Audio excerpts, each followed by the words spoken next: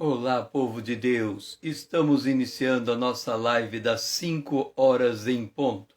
A jornada do Tabernáculo de Moisés, 6 estações, 10 minutos em cada estação, 1 hora na presença de Deus, porque Ele é o nosso Deus. E nós, povo do seu pasto, o povo que Ele pastoreia, e ovelhas de sua mão, o rebanho sob os cuidados de Deus. Lídia, bom dia, seja bem-vinda. Hoje nós vamos posicionar a Arca da Aliança em Atos capítulo 8, o versículo de número 5. Filipe, descendo a cidade de Samaria, anunciava-lhes a Cristo. Este é o propósito de todo cristão. Quando nós lemos na carta de Pedro, vamos ver, 1 Pedro ou 2 Pedro, 1 Pedro, capítulo 2, o versículo 9.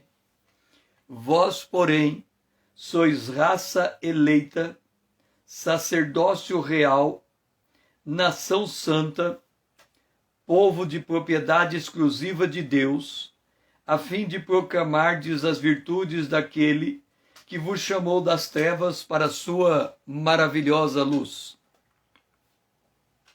Nós somos um povo chamado para levar o Evangelho. E quando nós vamos levar o Evangelho,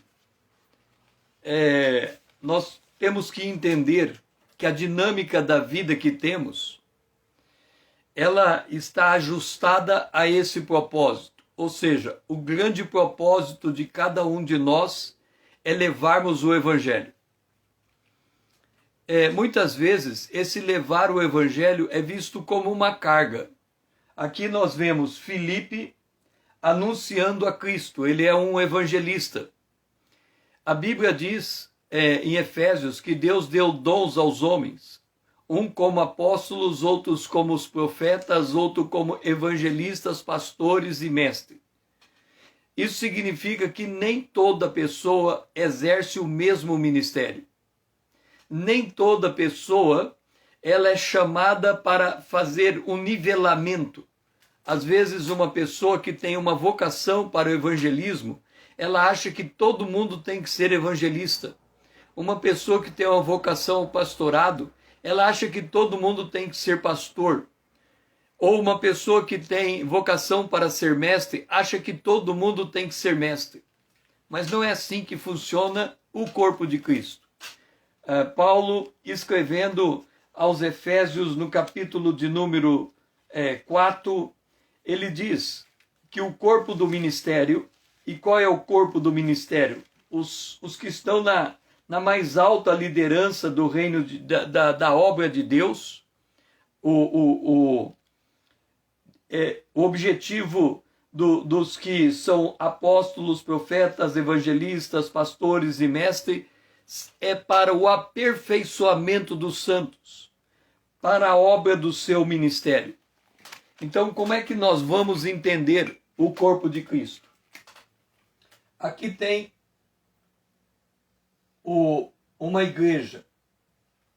Lembra que a igreja ela é um edifício feito de pedras vivas. Aqui tem o evangelista.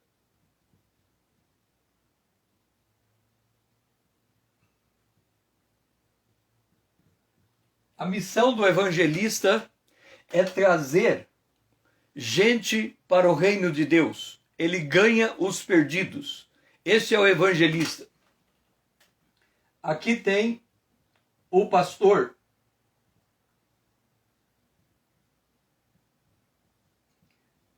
A função do pastor é apacentar as ovelhas, cuidar das ovelhas que estão dentro do aprisco. E aqui tem o mestre.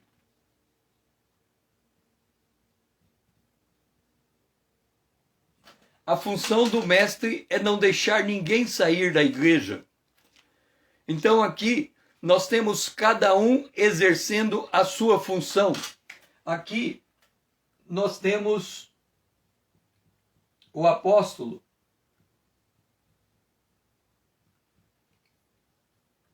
A função do apóstolo é dar o fundamento para a igreja, a doutrina dos apóstolos. E aqui nós temos o profeta.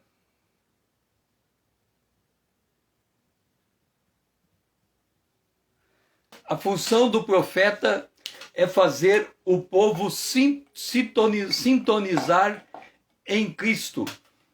Então, observa, nós temos uma congregação, e eu não desenhei ali, mas nós poderíamos desenhar aqui, ó.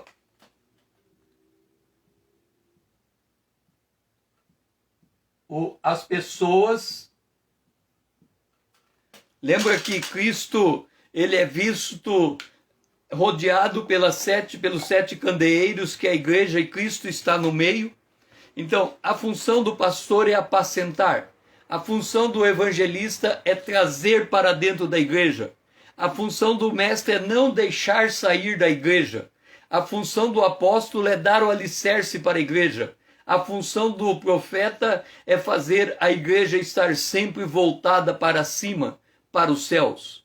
Então, isso é uma igreja organicamente trabalhando. Dentro de cada um desses pontos vermelhinhos, que seriam os membros da igreja, há um ministério dentro do ministério. Um tem o ministério de alcançar viciados, outro tem o ministério de fazer o sopão, outros têm o ministério de ser professor da escola bíblica dominical, o outro tem o ministério de cuidar das crianças. Então, quando nós olhamos a igreja como um corpo, nós temos que enxergar individualmente o papel de cada um. Eduardo, seja bem-vindo. Nós estamos em Atos capítulo 8, o versículo de número 5. Então, Filipe, descendo a cidade de Samaria, anunciava a Cristo.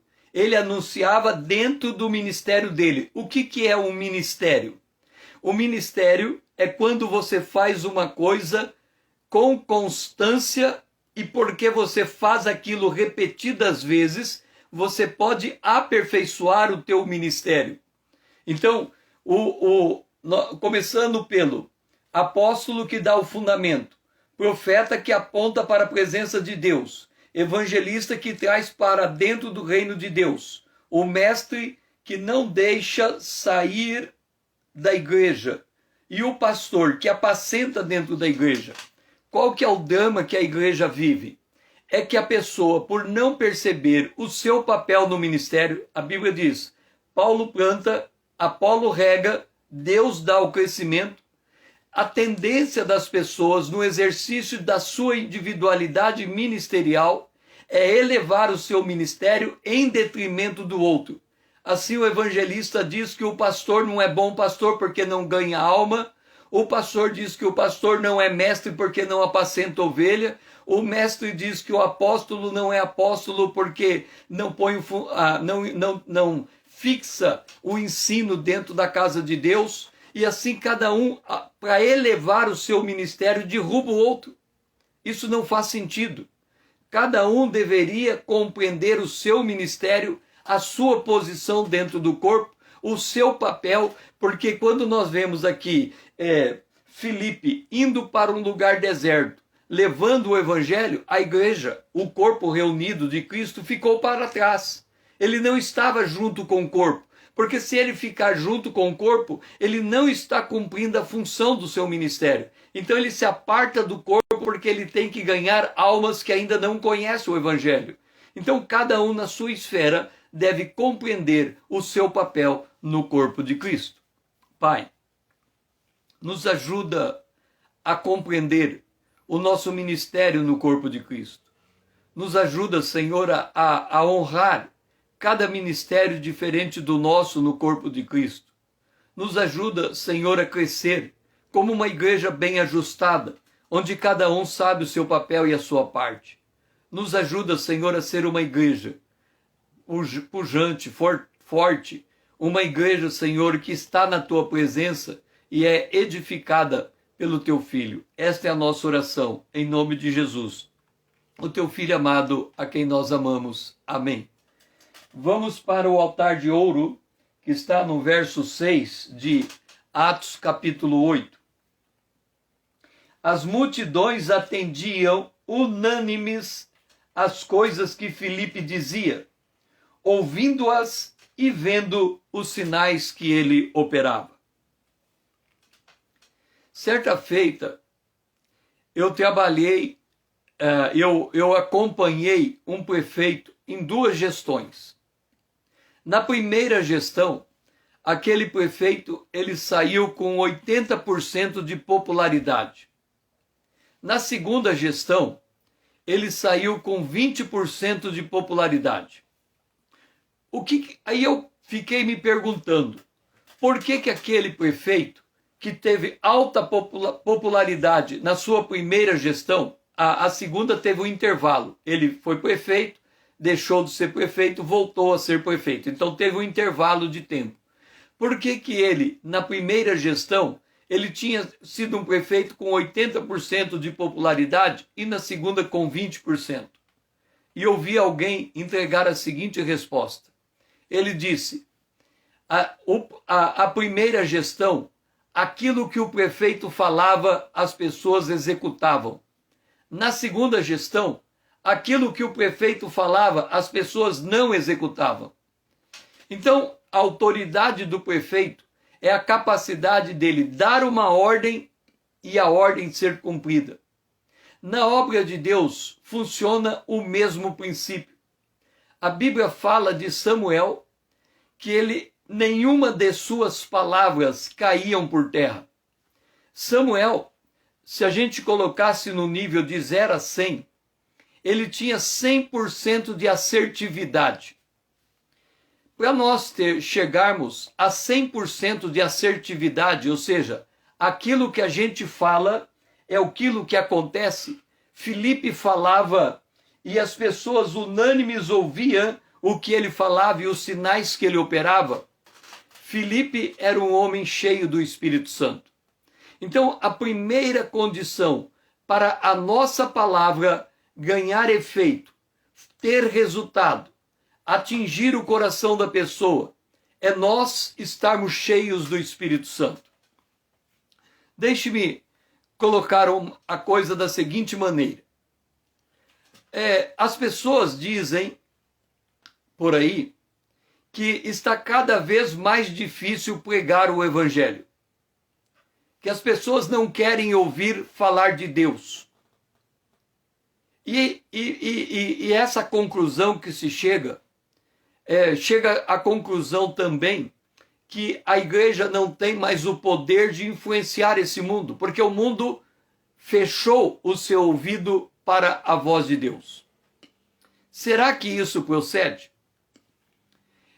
Para você fazer uma prova, se esta afirmação é verdadeira, eu convido você a visitar um cemitério. Vá até o cemitério da sua cidade. O que você vai olhar no cemitério?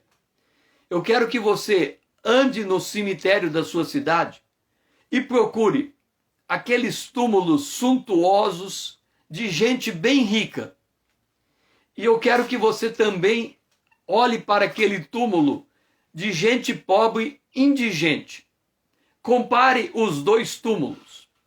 Se você comparar os 2 túmulos, você vai ver que, aparentemente, o túmulo daquele que é rico, ele é muito mais tarimbado, ele é muito mais ornado, ele é muito mais bonito.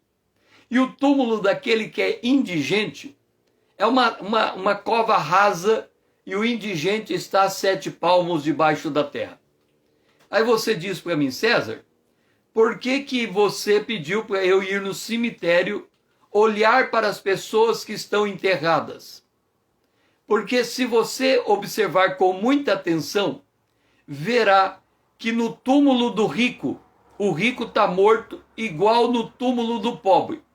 O que tem em comum nos dois túmulos é que ambos estão mortos. Não importa a estrutura construída em cima do túmulo, ambos estão mortos. Quando a gente olha para esse mundo, Paulo fala aos Efésios, no capítulo 2, que os homens estão mortos nos seus delitos e pecados. Significa que toda pessoa sem Cristo, ela está morta. Ou, por conclusão, não existe mais morto e menos morto. Você pode ir agora, não no cemitério, mas ir na casa da pessoa mais rica da sua cidade, que não é cristão, e você vai ver uma casa absolutamente suntuosa, decorada.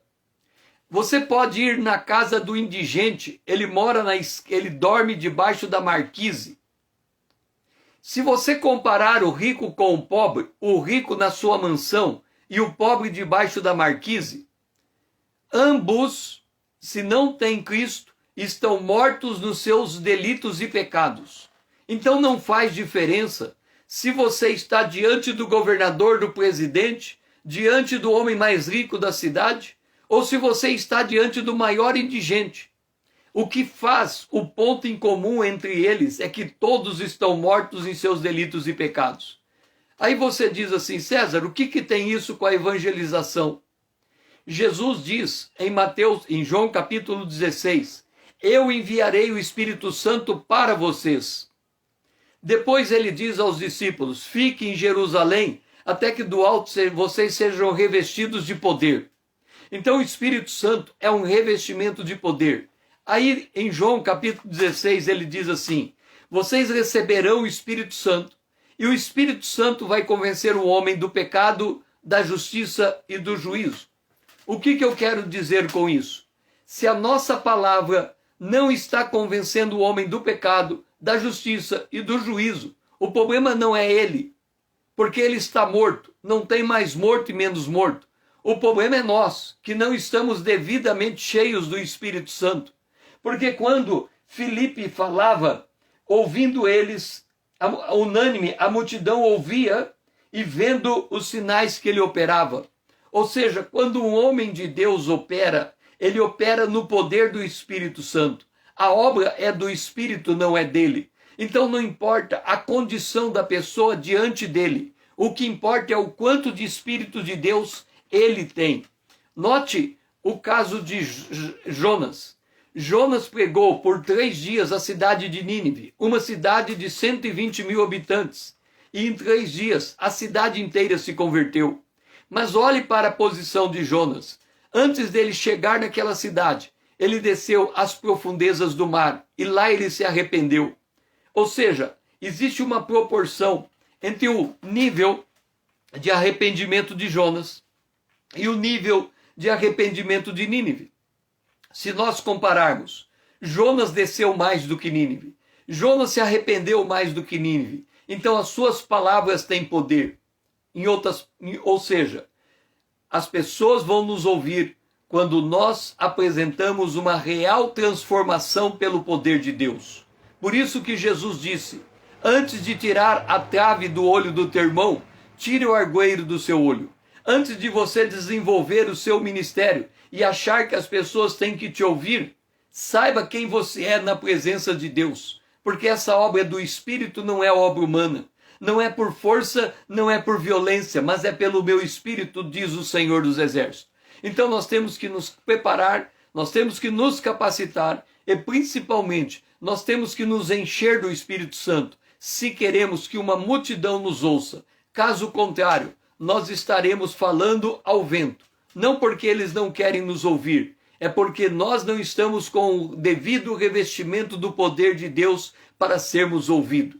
Em outras palavras, quem tem a liderança no mundo é a igreja. Se a igreja operar dentro do âmbito do Espírito, ela faz diferença. Se ela não operar, Jesus disse, se o sal for insípido, não serve nem para Deus e nem para os homens. Pai, nos ajuda a compreender que o desenvolvimento do nosso ministério depende do poder do teu Espírito sobre nós. Depende de nós estarmos cheios do Espírito Santo e, portanto, cheios da tua palavra, porque a matéria-prima do Espírito Santo é a palavra de Deus. Só assim, Senhor, haveremos de falar e a multidão irá nos ouvir, e ela verá os sinais que o Senhor tem feito por nosso intermédio. Nos ajuda, Senhor, a entender que depende mais de nós ganhar almas do que do outro, porque é nós que temos a palavra da verdade, o evangelho da salvação. Essa é a nossa oração, em nome de Jesus, o teu Filho amado, a quem nós amamos. Amém. O nosso café da manhã está em Atos capítulo 8, versículo 4. Entre mentes, os que foram dispersos iam por toda parte pregando o evangelho. A igreja primitiva, ela nasceu em Jerusalém. Quando Jesus deu a ordem aos discípulos em Jerusalém, ele disse assim, que eles deveriam ser testemunhas em Jerusalém, na Judéia, em Samaria e até os confins da terra. Muitas igrejas, observando esta ordem, elas entendem que em Jerusalém é dentro do templo, na Judéia é na sua cidade, em Samaria é no seu país, até os confins da terra, as outras nações. E assim elas desenvolvem pessoas em cada nível ministerial para alcançar regiões. Certa feita, eu li que em Córdoba, um pastor, ele ganhou praticamente uma cidade para Jesus. Qual foi a estratégia desse pastor? Ele chamou a igreja e criou aquilo que chamaria de lares luzes. Ou seja, ele treinou em cada lar um membro da igreja para liderar a célula daquela casa. Então ele treinou pessoas para fazer, para pastorear em uma casa. Depois, ele fez um movimento de evangelização no bairro. Ele colocava o carro de som, o evangelista ia, ele pregava naquele bairro, as pessoas vinham para a frente, aceitavam Jesus, aqueles líderes treinados pegavam estas pessoas, levavam para suas casas e discipulavam estas pessoas. E assim ele fez em um bairro inteiro. Depois ele juntou vários bairros, ele chamou um evangelista de renome estadual e ele colocou para pregar em várias regiões da cidade. Ele reunia fazia uma região, o evangelista pregava, as pessoas se convertiam, aqueles que estavam preparados nos lares luzes recebiam estas pessoas e as discipulavam. Depois ele alugou o estádio de futebol, ele chamou um evangelista de renome nacional para pregar no estádio, e aquelas pessoas treinadas fizeram o mesmo. As pessoas se converteram, as pessoas treinadas pegaram aquelas pessoas, levaram para suas casas. E assim, ele ganhou praticamente, naquele período, toda aquela cidade para Cristo. Uma estratégia inteligente. Nós precisamos desenvolver estratégias inteligentes para alcançar almas para Deus. No entanto, o próprio Deus estabelece a sua estratégia. A igreja se reunia em Jerusalém e ela não saía de Jerusalém para a Judéia e nem para a Samaria. Como que Deus proveu isto? Ele mandou uma grande perseguição e a igreja foi obrigada a sair de Jerusalém e ir para Samaria, ir para a Judéia e ir para Samaria. Num certo sentido, nós podemos dizer que é isso que a pandemia está fazendo. A igreja, por muitos anos, passou a viver em torno do templo físico, do prédio. Todas as atividades eram em torno do prédio. Uma vez eu li um livro de administração de empresa e ele diz assim: quando uma empresa ela é conhecida pelos seus departamentos, nós temos o departamento na empresa, o departamento de compra, o departamento de venda, o departamento de estoque, de almoxarifado, o departamento e assim por diante. Mas muitas empresas transformam esses departamentos em sigla. Então, numa prefeitura, a SAD é Secretaria de Administração, a SEMI é Secretaria de Educação, e assim a estrutura daquela instituição ela é conhecida por sua sigla. Esse estudo diz que quando uma organização é conhecida somente pela sigla que ela adota, significa que ela virou um dinossauro. Ela só olha para dentro. Ela não tem mais uma comunicação para pessoas que estão fora daquele habitat, que estão fora daquela situação. Então, certas igrejas, quando ela faz uma proclamação dizendo nós vamos ter a festa de tal coisa, ela coloca uma sigla bem grande.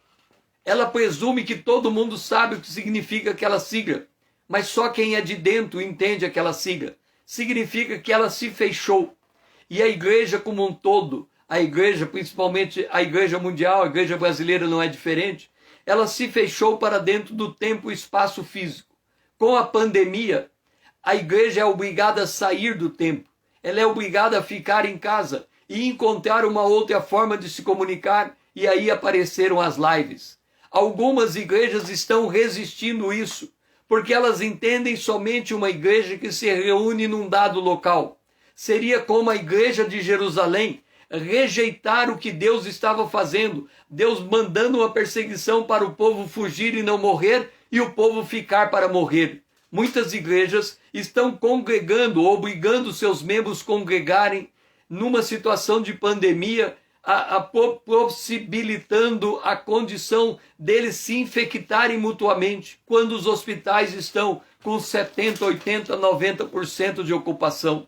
Por quê? Porque a pessoa está aferrada, que Deus só trabalha daquele jeito, no espaço físico de um tempo.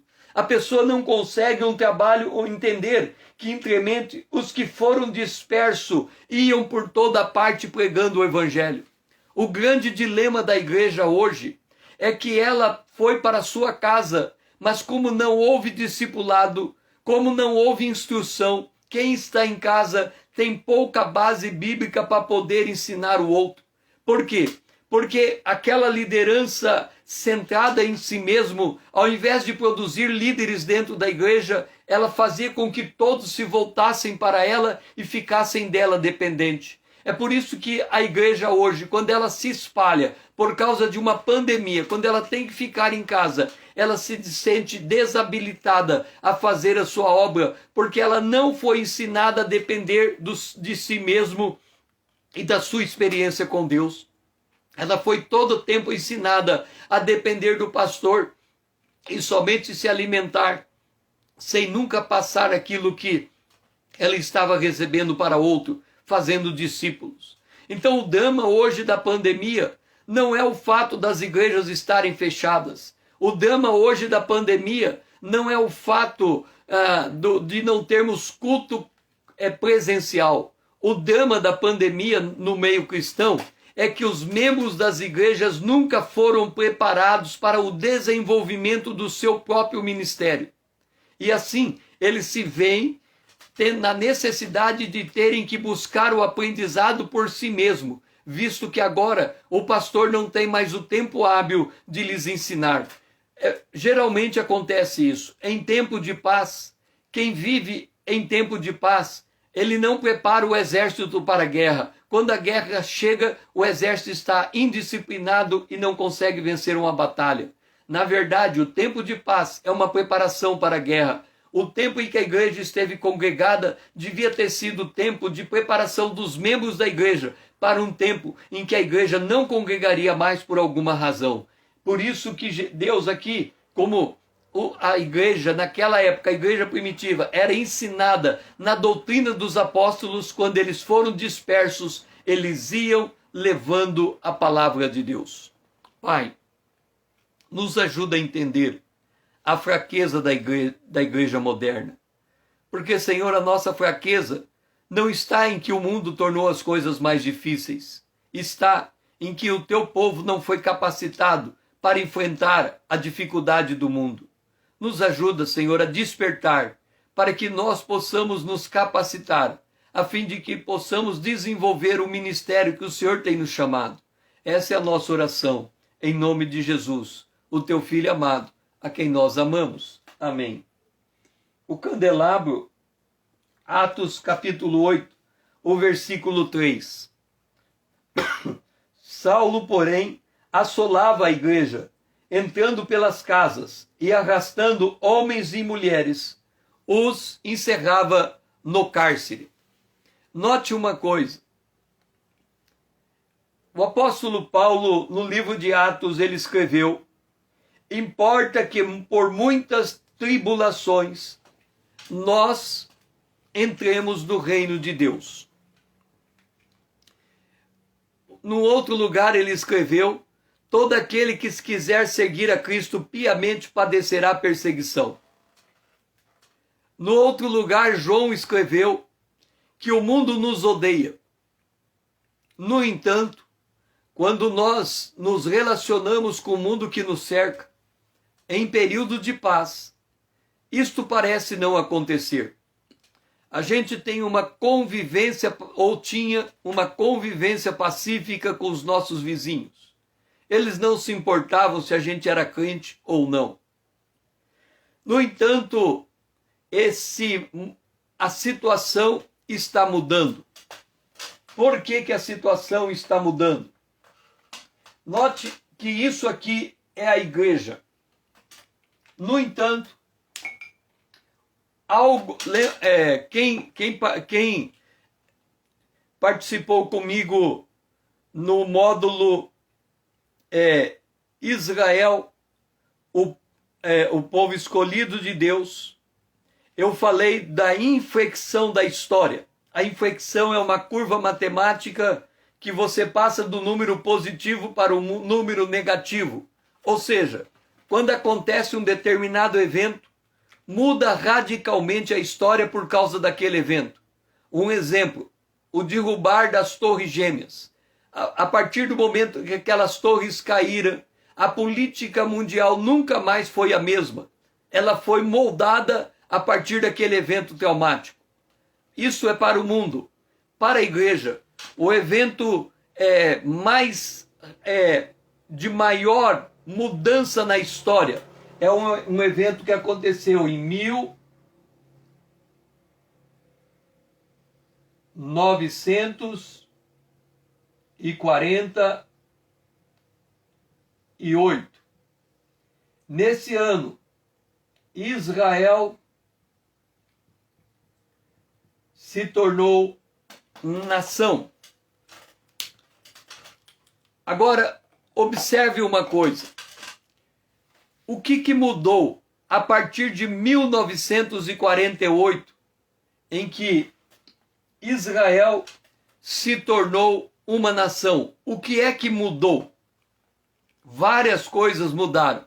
Mas deixe-me dizer, a maior mudança que a igreja não percebe. Desde que Israel se tornou uma nação, Deus não precisa mais da igreja na terra. Olha o que eu estou dizendo. Desde que Israel se tornou nação, Deus não precisa mais da igreja na terra. O que quer dizer isso, César? Significa que se Deus arrebatar a igreja, se Deus ressuscitar os mortos e arrebatar os vivos, Israel permanece na terra dando testemunho de Deus. Então Deus nunca fica na terra sem um testemunho vivo. Antes, somente a igreja dava testemunho porque Israel estava espalhada entre as nações. Mas hoje, nós temos o testemunho de Deus na igreja e o testemunho de Deus em Israel. Deus tem muitas promessas para com Israel e elas estão se cumprindo. O que eu quero dizer com isso? É que quando Israel se tornou uma nação, nós estamos falando aqui de Saulo perseguindo a igreja. Quem vai acompanhar o estudo do Apocalipse comigo vai descobrir que a partir de 1948, o volume de demônios que Satanás manda descer da terra para o céu aumenta vertiginosamente. O que eu quero dizer com isso? Que se você precisava de um poder 10 antes de 1948 para ganhar uma alma para Cristo, depois de 1948 você precisa de um poder 100. Você precisa de muito mais sabedoria, de muito mais poder, de muito mais argumento, porque o mundo está se preparando para a vinda da besta e do falso profeta. Nós estamos no limiar do maior conflito espiritual jamais visto. Então, isso que nós estamos lendo, que Saulo assolava a igreja, nós já estamos vendo na nossa época e nos nossos dias setores da sociedade se fechando para o evangelho. Hoje não podemos mais levar uma Bíblia numa escola, hoje não podemos mais fazer uma oração no espaço público, hoje não podemos mais pregar livremente numa esquina, tem que pedir autorização do poder público. Com a pandemia sequer podemos congregar dentro de um templo. Então tudo está mudando radicalmente. E quando a situação muda radicalmente, é preciso também mudar a estratégia, mudar a forma de agir, mudar o entendimento da realidade. Porque caso contrário, nós não conseguiremos cumprir a tarefa que nos é dada. Hoje, a maior necessidade da igreja é se preparar para a volta de Jesus. Você vai dizer, César, mas desde todos os tempos, a igreja tem se preparado para a volta de Jesus. Então, eu vou citar um texto do Apocalipse, e você vai dizer se você percebe a igreja preparada para a volta de Jesus ou não. Apocalipse capítulo 22 diz assim: o Espírito e a noiva diz, ora vem Senhor Jesus. Eu não sei se você percebeu, eu citei dois personagens. O Espírito e a noiva diz, ora vem Senhor Jesus. Aí você diz assim, César, a noiva é a igreja. É verdade, a noiva é a igreja. Mas quando nós comparamos a noiva do Apocalipse 22 com o que Paulo fala aos Gálatas, ele diz, eu sinto de novo dores de parto, para Cristo ser formado em vós, em vocês, porque eu estou preparando vocês como uma virgem pura ao Cordeiro. Então, se a noiva é quem fala, ora vem Senhor Jesus, e Paulo diz que esta noiva é alguém transformado pelo poder de Deus, então nós precisamos mudar a nossa forma de perceber a obra de Deus. Eu tenho uma frase que eu por muitos anos eu tenho repetido ela, eu tenho usado ela como um refrão, e depois eu percebi que eu tinha que acrescentar alguma coisa nela. Essa frase é, conhecendo a palavra para sermos transformados pelo poder de Deus na imagem de Cristo. Esta é a maior necessidade da igreja em preparação para a volta de Jesus. Porque se a igreja for transformada na imagem de Cristo, ela se qualifica como a noiva que clama, ora vem Senhor Jesus. Numa pandemia como essa em que estamos vivendo, a conclusão que a gente chega é que a terra não é um lugar bom de se viver. Nós temos que ir para casa. Nós temos que pedir para Jesus voltar rápido. Nós temos que orar, ora vem Senhor Jesus. Mas para orar uma expressão que as pessoas usam, nessa vibe, nós temos que estar ligado na posição daquele clamor. A noiva clama, ora vem Senhor Jesus. E aí Paulo diz que nós temos que ser transformados. Cristo tem que ser formado em nós. Pai, nos ajuda a entendermos que esse é um tempo em que a perseguição aumenta. Esse é um tempo. A gente viveu em tempo de paz por muito tempo. E a gente não percebe as pessoas que morrem por causa de Cristo. Aqui temos Estevão. Estevão foi apedrejado. Ele morreu apedrejado e a igreja se reuniu chorando por ele.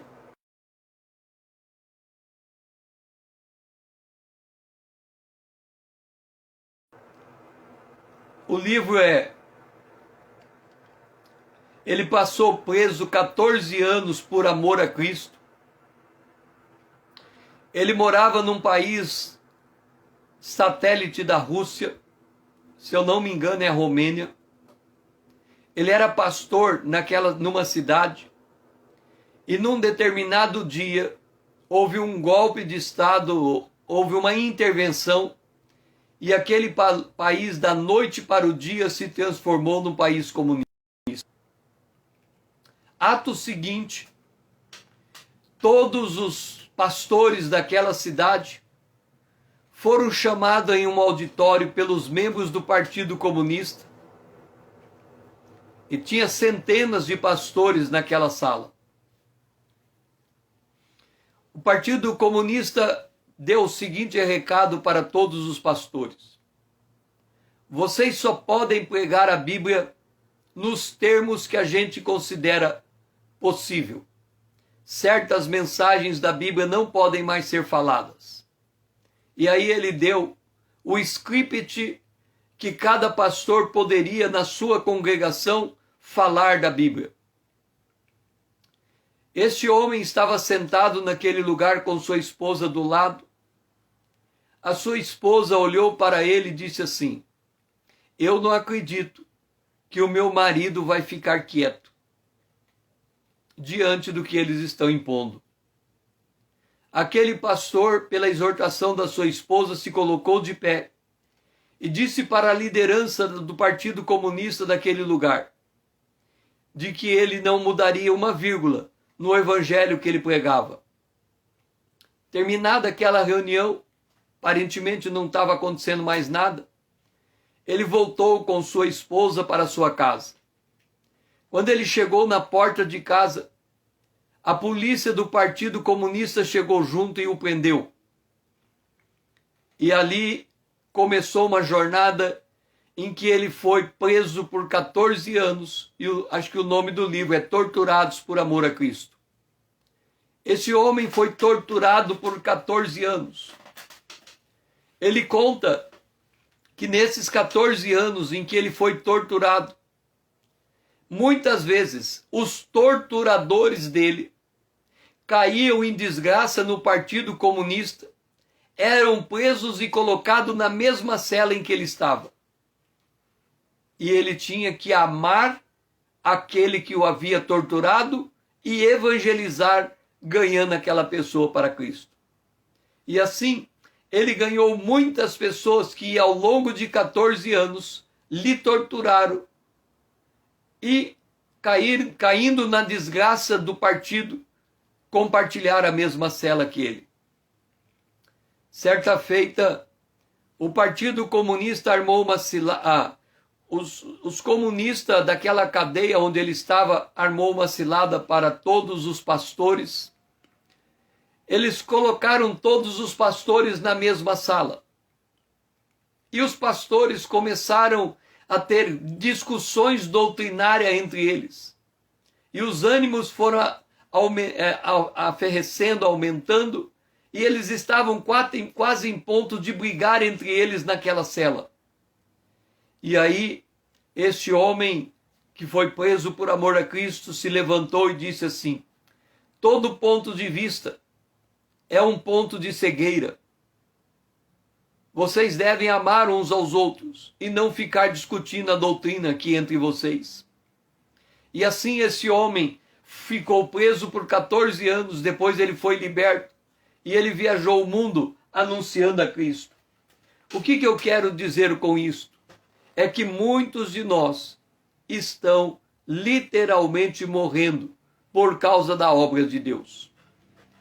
A obra de Deus, nós somos colocados como ovelhas levadas ao matadouro, e muitos de nós vamos sofrer a perseguição.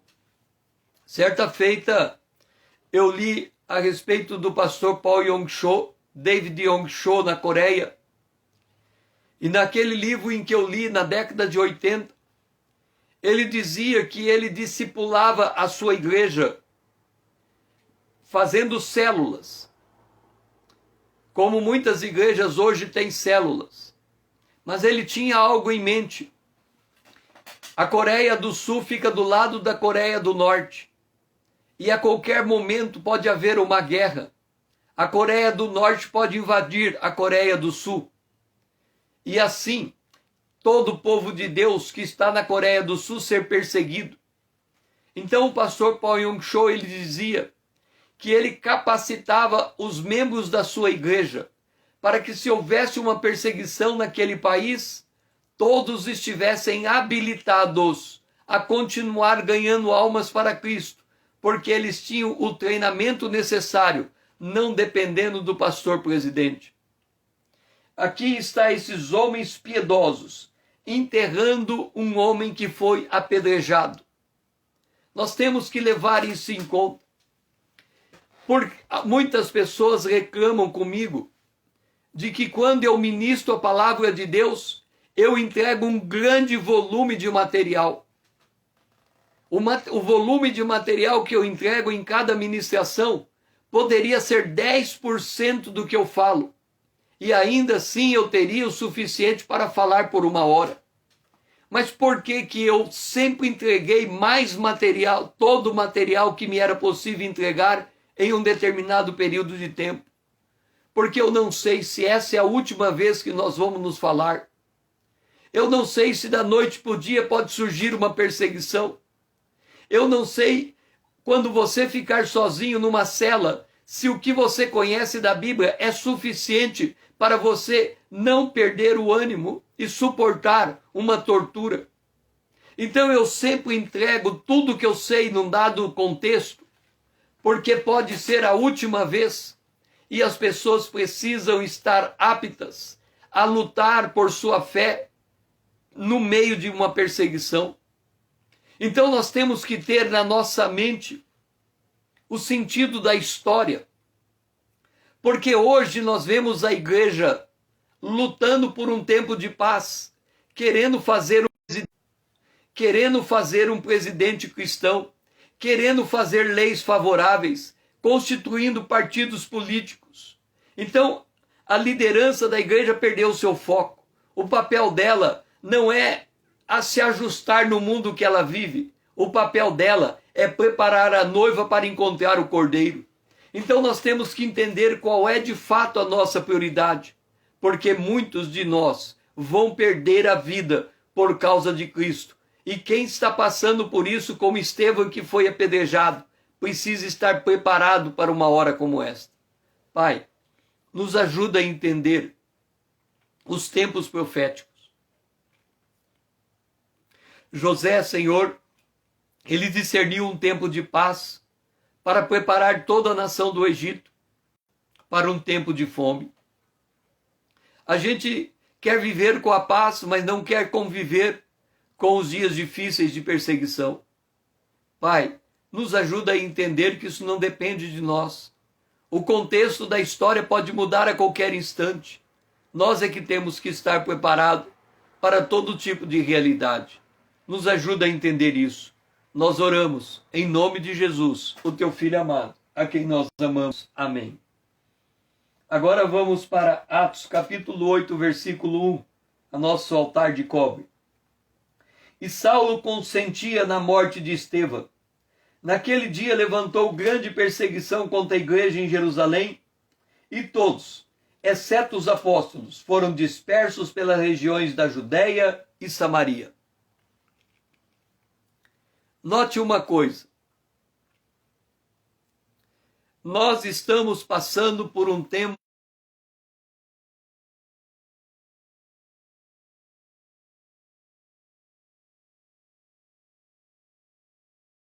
fazer uma contra-jogada para conseguir criar uma condição para as trevas prevalecerem contra a luz.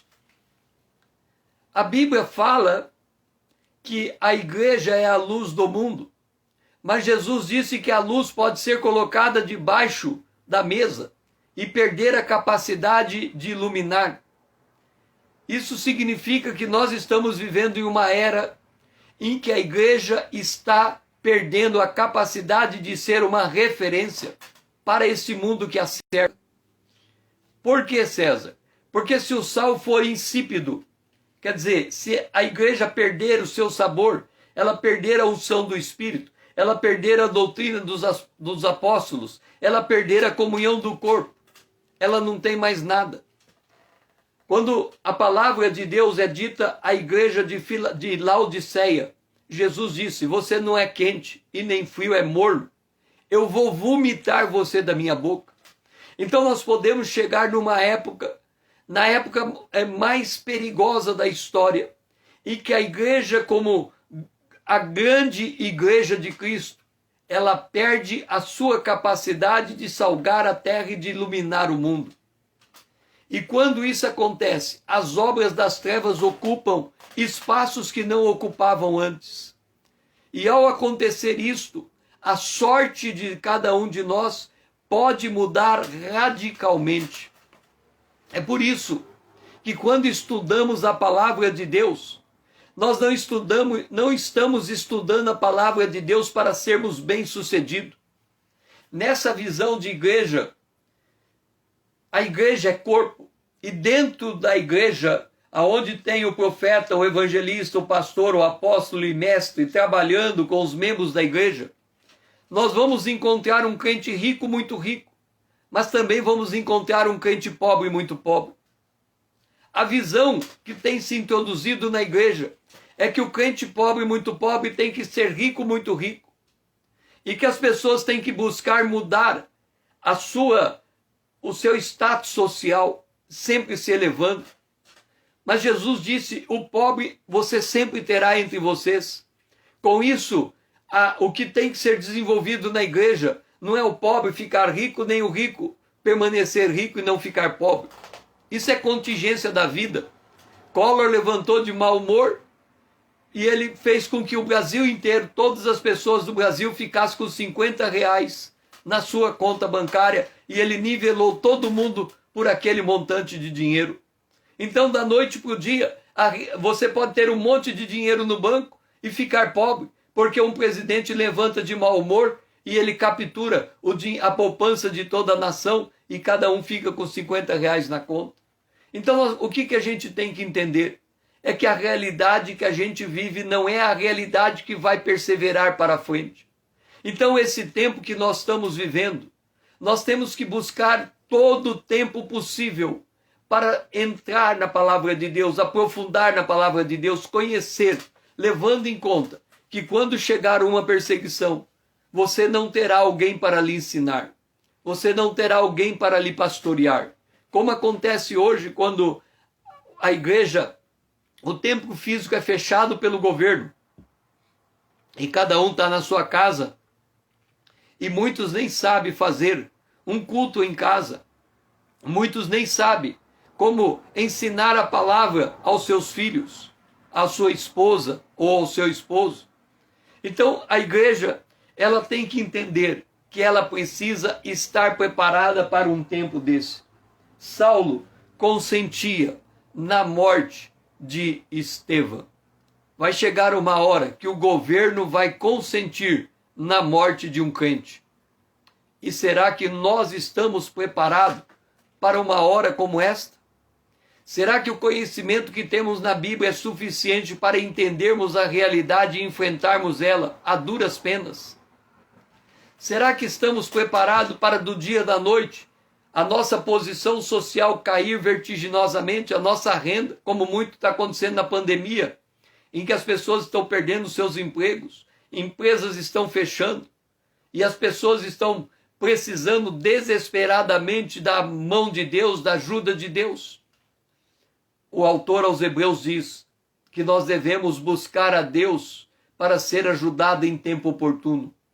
Hoje a gente paga por não ter buscado a Deus, e quando chega esse tempo que é oportuna a interveniência de Deus, a gente não conhece esse Deus o suficiente para perceber como é que ele nos ajuda. Aqui, ele não ajudou Estevão. Estevão morreu apedrejado. Nesse sentido, aparentemente ele não ajudou Estevão. Mas os homens piedosos enterraram Estevão e a obra de Deus continuou. E nós? Como é que nós nos enquadramos nesses tempos estranhos, nesses tempos difíceis, nesse tempo em que o volume de perseguição aumenta? Estamos preparados para esta hora? Pai, nos ajuda a entender que a paz aparente que vivemos pode não ser assim indefinidamente. Que pode haver uma grande mudança, ó Pai.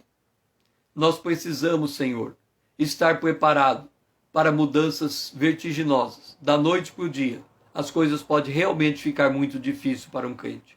Que a gente esteja preparado para horas como esta. Essa é a nossa oração. Em nome de Jesus, o teu Filho amado. Amém. Eduardo, Lídia, muito bom ter vocês comigo nessa manhã com Deus. Se você está assistindo esse vídeo depois, me ajuda nesse ministério. Venha fazer parte da minha conta no Instagram, seja meu seguidor. Vamos dar relevância a esta conta. Pegue o aviãozinho, mande para todos os seus amigos essa mensagem. Me ajude a despertar o povo de Deus para esta hora. O meu papel aqui é ensinar tudo que eu sei da palavra de Deus, porque eu não sei do dia da manhã. Eu não sei se esta será o nosso último encontro. Eu não sei se as coisas ficarão mais difíceis do que já são. Mas eu sei que se a gente tiver conhecer o nosso Deus, o povo que conhece o seu Deus fará proezas. Que você tenha um bom dia, abençoado na presença de Deus.